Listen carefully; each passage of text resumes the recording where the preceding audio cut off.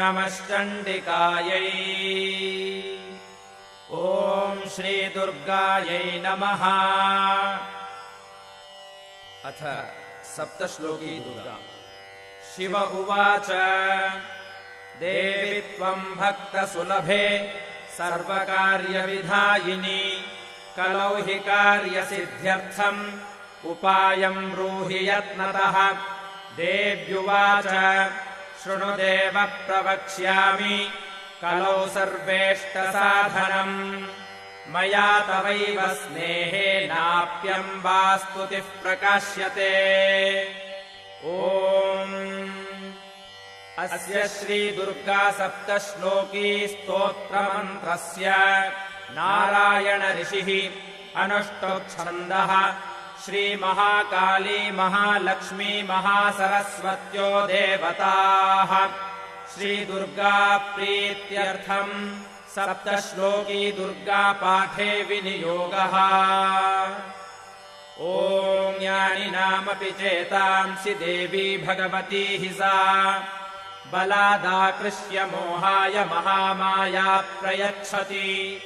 दुर्गे स्मृता हरसि भीतिमशेषजन्तोः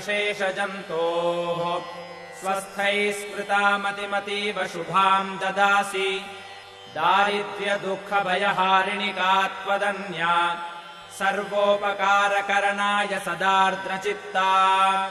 सर्वमङ्गलमाङ्गल्ये शिवे सर्वार्थसाधिके शरण्ये त्र्यम्बके गौरि नारायणि नमोऽस्तुते।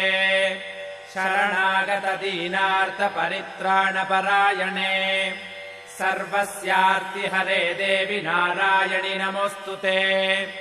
सर्वस्वरूपे सर्वेशे सर्वशक्तिसमन्विते भयेभ्यस्त्राहिनो देवि दुर्गे देवि नमोऽस्तुते। रोगानशेषानपहंसि तुष्टारुष्टातु कामान् सकलानभीष्टान्। त्वामाश्रितानाम् न विपन्नराणाम् त्वामाश्रिताख्याश्रयताम् प्रयान्ति। सर्वाबाधाप्रशमनम् त्रैलोक्यस्याखिलेश्वरि एवमेव त्वया कार्यमस्मद्वैरिविनाशनम्।